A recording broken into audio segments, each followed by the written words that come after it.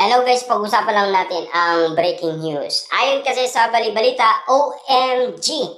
Direk Cathy napaiyak ni Daniel Padilla at Catherine Bernardo sa pagbabalik nila.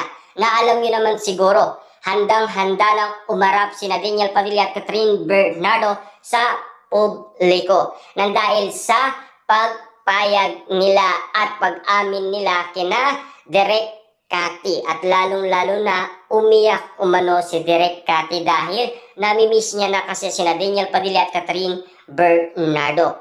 Happy na si Direk Cathy sa pagbabalik umano ni Daniel Padilla at Catherine Bernardo. Na alam niyo naman siguro, nalungkot ang tatlong direktor nang dahil sa kagustuhan ng bawat isa sa kanilang relasyon. Sina Daniel Padilla at Catherine Bernardo. At least, naging successful naman ang pagiging solo era nilang dalawa.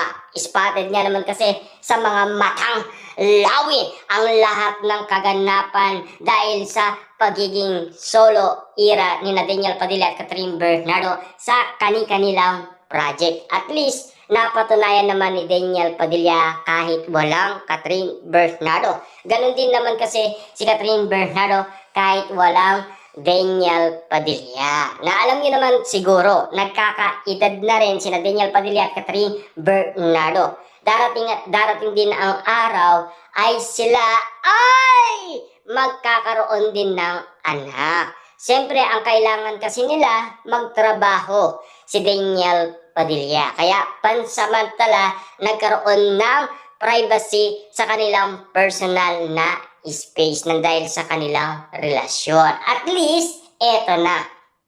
Pinag-uusapan na sina Daniel Padilla at Catherine Bernardo. Malapit-lapit na ang kanilang project. Dahil paulit-ulit na nagpo-post umano ang ABS-CBN at paalala na sana bigyan ng respeto at pag-unawa sina Daniel Padilla at Catherine Bernardo dahil malakas na pasabog ang pagbabalik ni Daniel Padilla at Catherine Bernardo. Na sana itong nangyaring iwalayan ay dahil lang sa pagkakaroon nila ng space, dahil sa hindi pagkakaintindihan sa kanilang kagustuhan. Na alam niyo naman siguro, si Daniel Padilla kasi, siya ang namimili ng mga kasuotan ni Catherine Bernardo na ayaw naman ni Catherine Bernardo. Kasi parang nasasakal na itong si Catherine Bernardo. Kasi alam niyo naman si Daniel Padilla, napanood niyo naman siguro dahil si Catherine Bernardo nagsuot siya ng iba at galit na galit nga naman itong si Daniel Padilla kay Catherine Bernardo. Muntikan niya ng upakan ito. Nangyari yan sa ABS-CBN Ball na pinag-uusapan noong 2023. Hanggang ngayon kasi ay kumakalat pa rin ang nasabing video. Kung bakit nga naman kasi nagkaroon ng pagkakataon na bigyan nila ng space ang kanilang relasyon. Subalit si Daniel Padilla ayaw niya, pero lumaban si Catherine Bernardo at patunayan na kayang-kaya niyang gawin yon nang walang Daniel Padilla. Nagawa naman talaga ni Catherine Bernardo yon. Sinuot niya ang gusto niyang isuot na hindi namimili si Daniel Padilla. Yun sarili ni Catherine Bernardong desisyon. Alam niyo naman siguro, si Daniel Padilla, sarili niya ring desisyon ang magkaroon ng panibagong project. Walang iba kundi ang pagiging action star. Buti na lang kasi tinulungan siya ni Maris Racal para makalimutan nga naman kasi ang mga nakaraan. Dahil ayaw na ayaw kasi ni Daniel Padilla, pero wala siyang magagawa. Dahil kagustuhan ni Catherine Bernardo ang magdesisyon, nagampanan niya ang sarili naman niya para at least masubukan naman ni Catherine Bernardo ang kalayaan na mamili sa sarili niyang kagustuhan, lalong-lalo na sa kanyang mga kasuotan. Dahil kapag sila ay magkasama, hindi nila nagagawa ang ganun sitwasyon. At least sana maintindihan ninyo ang dalawa.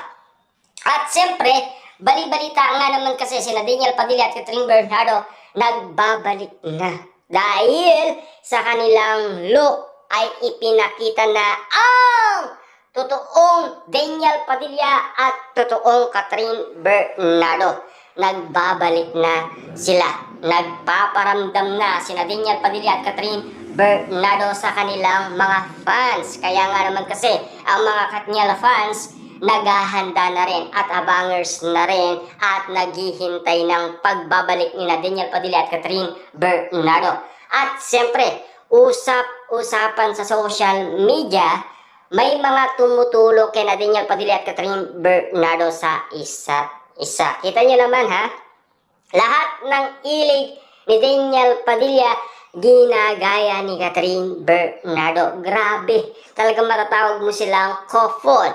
Kaya nga naman kasi tinawag silang Katniel. Or kung bakit nga naman kasi tinawag silang tadhana. Siyempre, alam niyo naman siguro, talagang nakatadhana sila sa isa't isa.